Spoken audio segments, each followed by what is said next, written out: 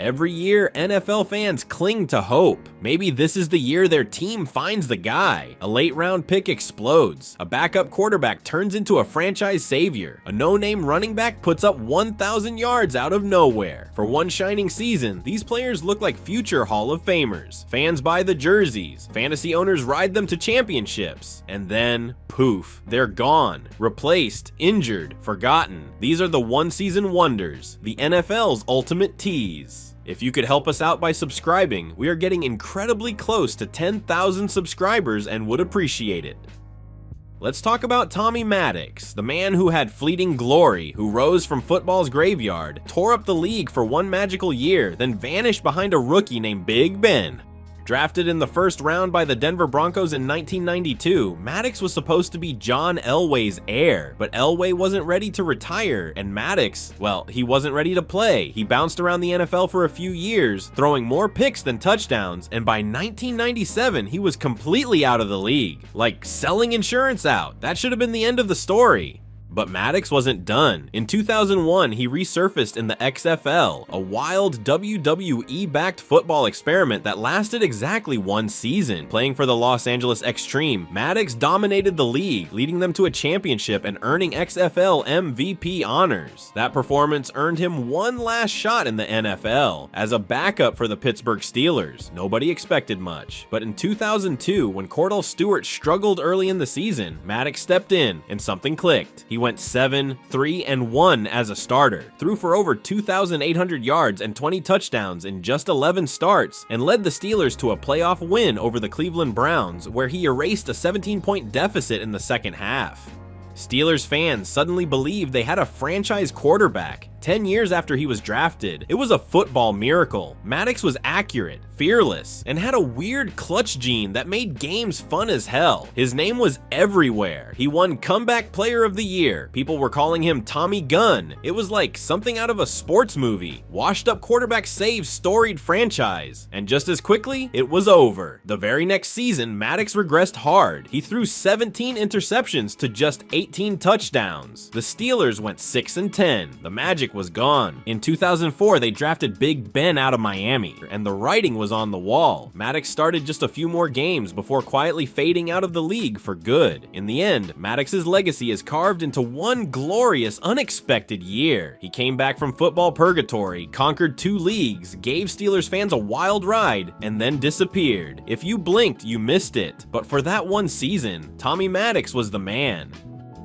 Matt Cassel had no business being an NFL starter, let alone looking like a franchise quarterback. This guy spent his entire college career at USC sitting behind Carson Palmer and Matt Leinart. He hadn't started a football game since high school, and yet, somehow, the New England Patriots drafted him in the 7th round in 2005. Pure Belichick insurance. For 3 years, Cassel was a ghost, clipboard in hand, baseball cap on backwards. Nobody thought much of him until week 1 of 2008, when Tom Brady shredded his knee and the greatest dynasty in NFL history was suddenly in the hands of a dude who hadn't started a game in nearly a decade. And then he balled out. Cassel threw for 3,693 yards and 21 touchdowns, leading the Patriots to an 11-5 record. He didn't just survive, he actually looked good. He was mobile, made smart decisions, and had a cannon of an arm. Suddenly, teams around the league were watching a 7th round nobody run Belichick system like a seasoned vet. There was talk of Cassel as Brady's permanent replacement. The Patriots missed the playoffs due to a tiebreaker, but Cassel's value skyrocketed. In 2009, the Kansas City Chiefs traded for him and handed him a $63 million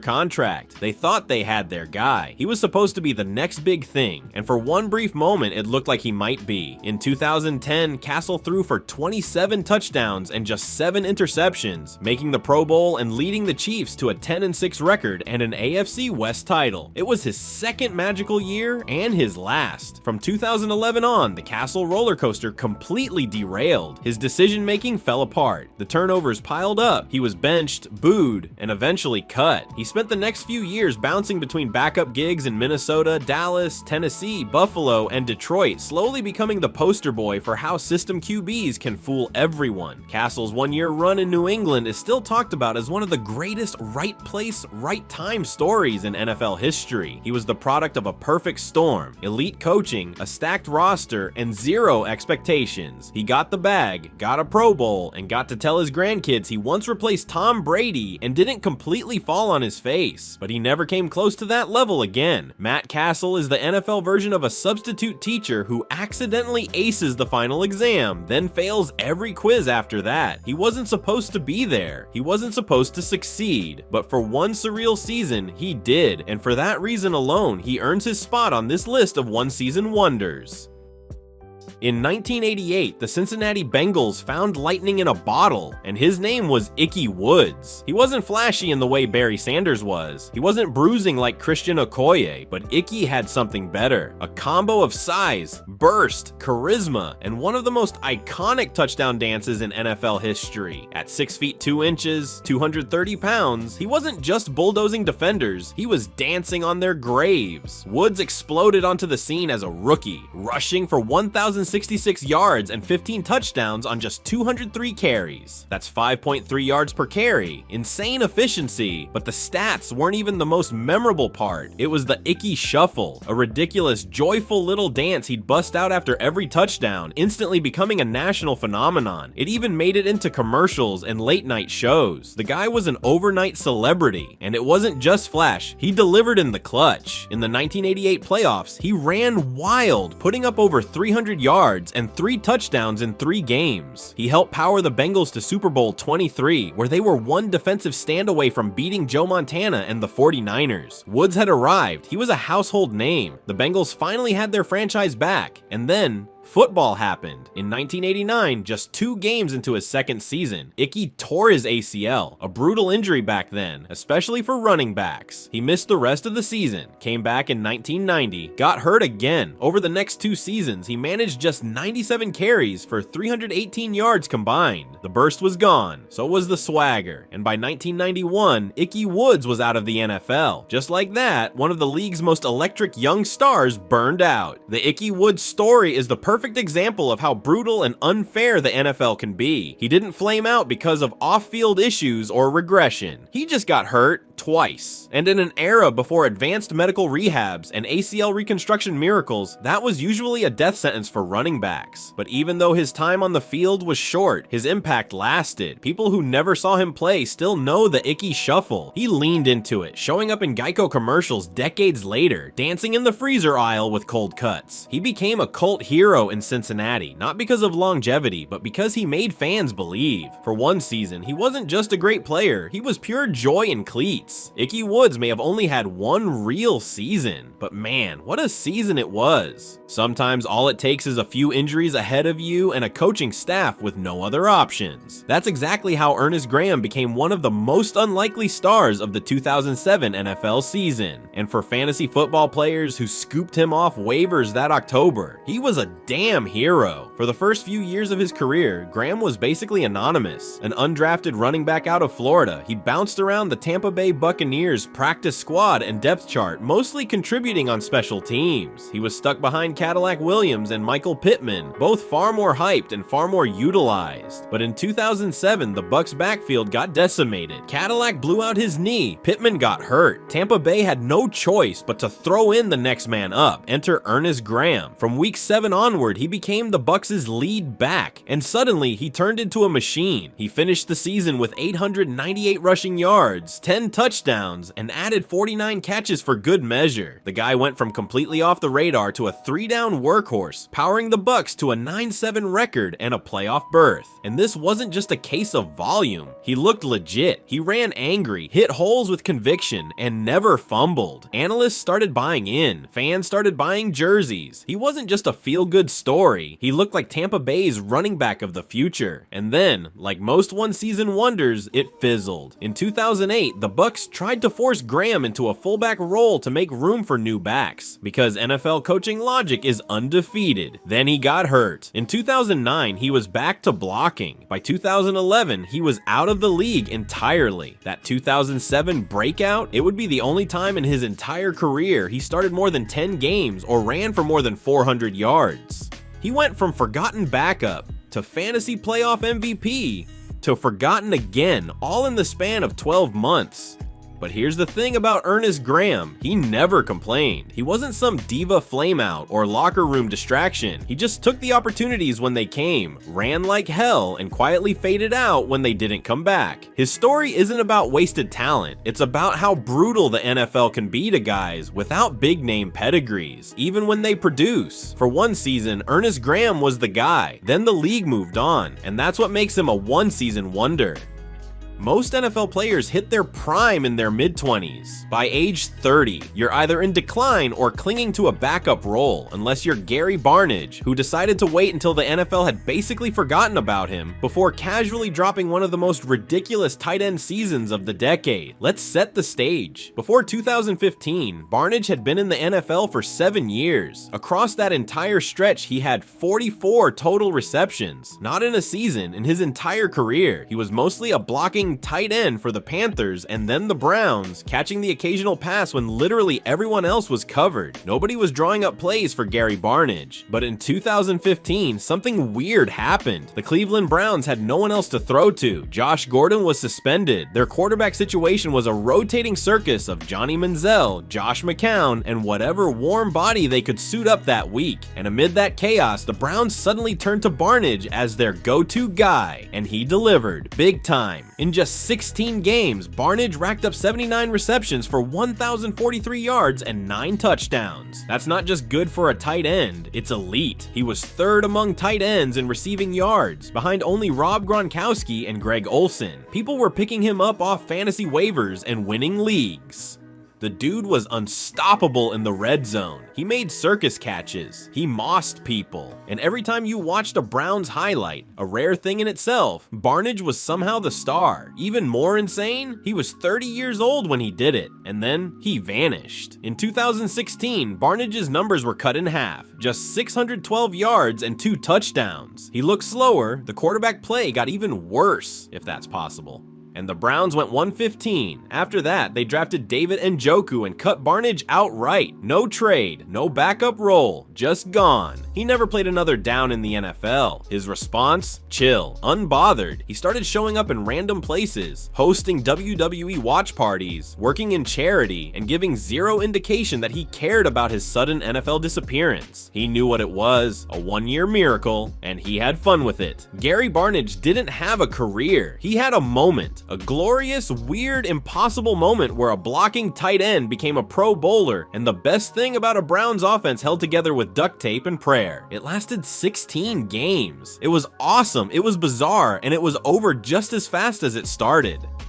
By the time Steve Beuerlein took the NFL by storm in 1999, he was supposed to be just another backup collecting checks and mentoring younger guys. He was 34 years old. He'd been in the league for over a decade, bouncing from team to team as the guy you called when your starter went down and your backup was trash. Nobody saw it coming, especially not in Carolina, but that's what makes 1999 so insane. Steve Beuerlein didn't just have a good year, he led the entire NFL in passing yards. Yes, Steve Beuerlein. This was a guy who started his career with the Raiders in the late 80s, then kicked around Dallas, Arizona, and Jacksonville, with a brief flash here and there, but never anything close to franchise QB material. He landed in Carolina in 1996 as a backup to Kerry Collins. A couple years later, after Collins fell apart and got traded mid-season, Beuerlein took over, and then in 99, everything clicked. That season, Beuerlein threw for 4,436 yards and 36 touchdowns, both career highs by a mile. The Panthers finished 8-8, but it wasn't his fault. The man was slinging the ball. He threw to a young Muhsin Muhammad and Patrick Jeffers like he was Kurt Warner. He had 5 games with 300+ yards, and in week 16 against the Saints, he threw 5 touchdowns with the swagger of a dude half his age. He was named to the Pro Bowl, finished top 5 in MVP voting, and even outpaced legends like Brett Favre, Peyton Manning, and Steve McNair in total yards. For one season, he was elite, like legitimately elite. The Panthers had stumbled into a star, then 2000 hit. Beuerlein was still the starter, but the magic was gone. He threw 18 touchdowns and 19 interceptions, got sacked 62 times, and the Panthers plummeted to a 7-9 record. He looked every bit like a 35-year-old quarterback who'd peaked out of nowhere and burned out just as fast. In 2001, the Panthers drafted Chris Weinke, released Beuerlein, and just like that, he was done. Beuerlein spent a couple years holding a clipboard in Denver behind Jake Plummer, but he never started again after leaving Carolina. That 1999 season, it was an outlier so wild that when you look at his career numbers, it's almost hard to believe it actually happened. It's the definition of a one-season wonder, a 34-year-old journeyman turning into a league-leading quarterback for exactly 1 year before returning to Earth. But if you were watching in 1999, you remember, Steve Beuerlein was that guy. Briefly, brilliantly, and then, like so many others on this list, gone.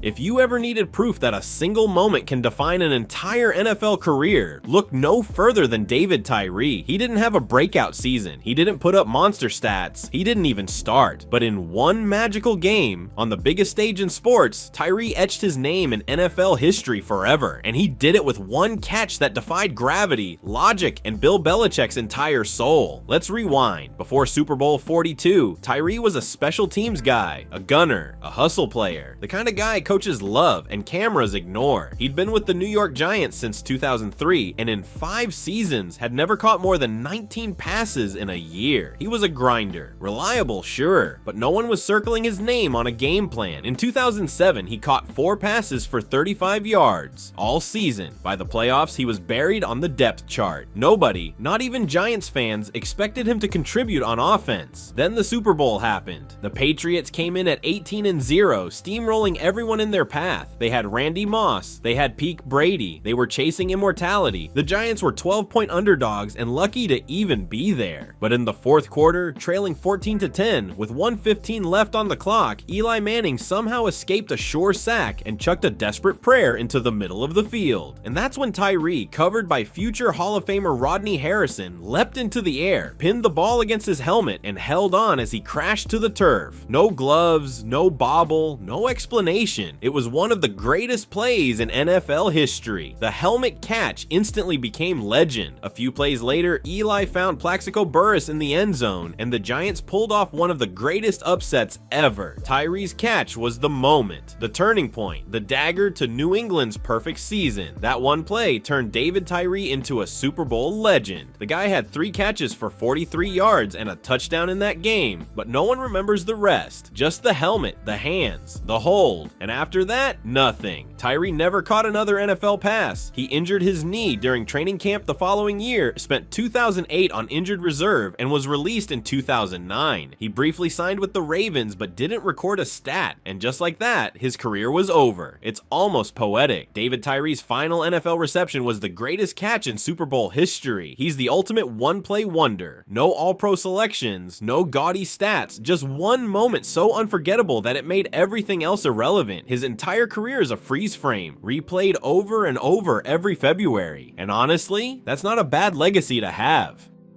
When you talk about pure talent, raw, untouchable, video game cheat code level ability, Josh Gordon might be the most gifted wide receiver of his generation. And that's what makes his story so damn tragic, because for one season, he wasn't just good, he wasn't just elite, he was unguardable. Then he crashed and burned so hard, it felt like the NFL lost a generational star overnight.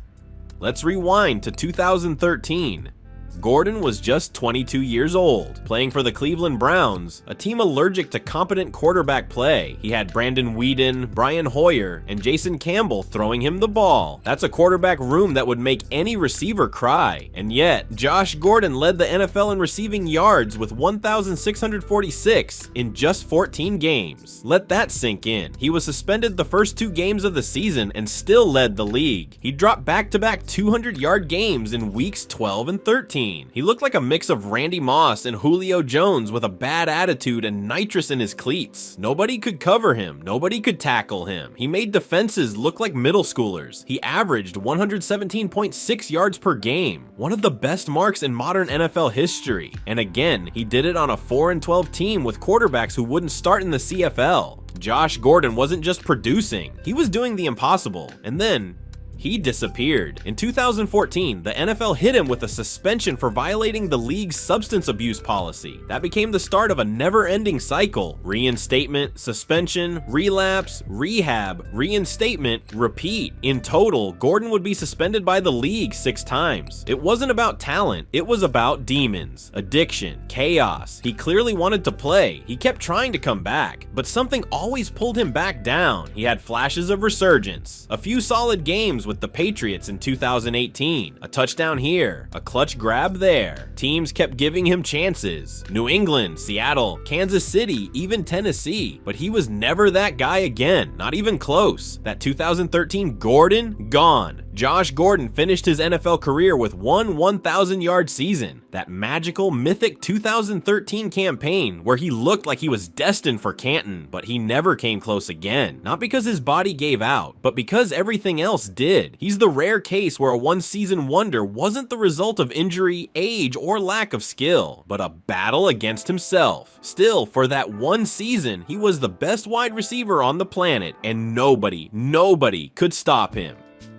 Being a Cleveland Browns fan is a lot like believing in Bigfoot. You want to think it's real. You see a blurry glimpse every few years, but deep down, you know it's probably just a guy in a costume. And in 2007, that guy was Derek Anderson. Anderson was never supposed to be the guy. He was a 6th-round pick by the Ravens in 2005 and promptly cut before he ever took a snap. The Browns scooped him up off waivers, mostly as backup depth behind their real future star, Brady Quinn. But in 2007, Quinn wasn't ready. Charlie Frye got benched and traded after week 1, and Cleveland turned to Anderson out of pure desperation, and somehow he caught fire. That season, Anderson threw for 3,787 yards, 29 touchdowns, and led the Browns to a 10-6 record, their first winning season since 2002. He threw deep bombs, made Pro Bowl plays, and turned a previously lifeless offense into an actual threat. He looked confident, aggressive, dangerous. The dude had Braylon Edwards looking like Randy Moss for a minute, and tight end Kellen Winslow Jr. had a career year too. The Browns looked like they'd finally figured it out. They even beat the Ravens, Seahawks, and Jets with style. Playoffs seemed inevitable, but in classic Browns fashion, they missed the postseason on a tiebreaker. Still, fans believed they had their quarterback of the future. Anderson made the Pro Bowl. The Browns gave him a 3-year, $24 million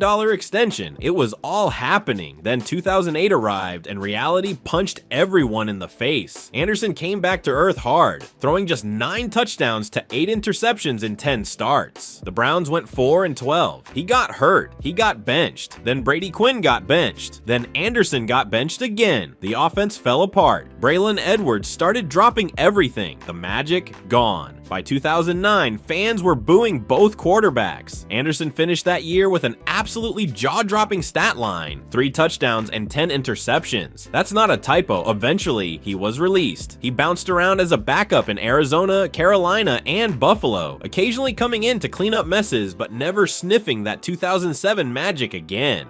His final NFL season was in 2018, mostly as a mentor to younger guys like Cam Newton and Josh Allen. But for that one year, Derek Anderson was legit. He had Browns fans dreaming big. He beat Ben Roethlisberger in a shootout. He dropped 5 touchdown passes on the Bengals. He was a thing. And then, just as fast as he rose, he collapsed into a cautionary tale. He's the textbook definition of a one-season wonder. A quarterback who looked like a savior, played like a star, then vanished like a trick of the light. There are one-season wonders, and then there's Peyton Hillis. The man became a folk hero, a fantasy football legend, and the face of a video game franchise, all in 1 year. And then, just as fast, he vanished like a deleted save file. Let's back up. Hillis was a 7th-round pick in 2008, drafted by the Denver Broncos. He wasn't even a running back, really. He was a fullback, a blocker, a bruiser, a guy designed to eat up linebackers so the real athletes could shine. But Hillis had soft hands, surprising agility, and a truck stick that could snap ribs. When Denver's backfield got hit by injuries in 2008, he stepped in and did well, but then tore his hamstring and disappeared again. Fast forward to 2010.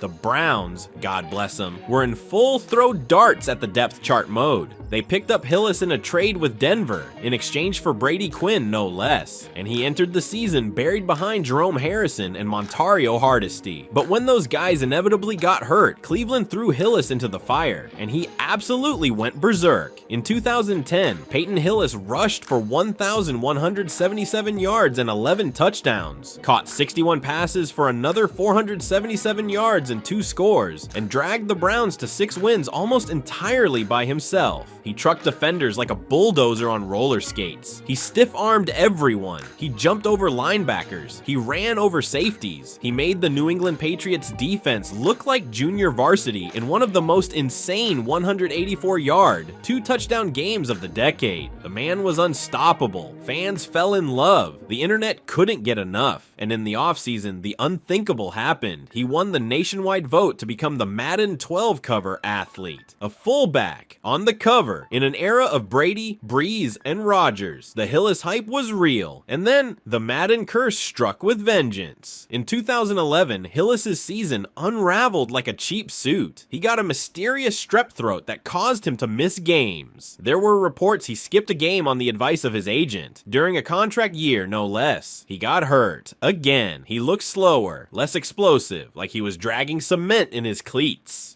He finished 2011 with just 587 rushing yards. The Browns let him walk. He signed with the Chiefs, then bounced to the Buccaneers and Giants, never coming close to his former dominance. His career spiraled into oblivion, and by 2015, he retired. Hillis went from folk legend to punchline in under 24 months. But for that one season, he was a beast. He was Mike Allstott with Jets. He was every fantasy manager's favorite waiver wire miracle, and he gave Browns fans a reason to cheer in a decade full of misery. There will never be another Peyton Hillis, not because no one will ever rush for 1,100 yards again, but because no one will ever do it like that again, out of nowhere, with wrecking ball energy and a snowball of hype that got so big it landed him on the Madden cover and off the NFL map forever. If you want to know more about Peyton Hillis, our last video was actually about every single Madden cover athlete that has ever been and what happened to them after.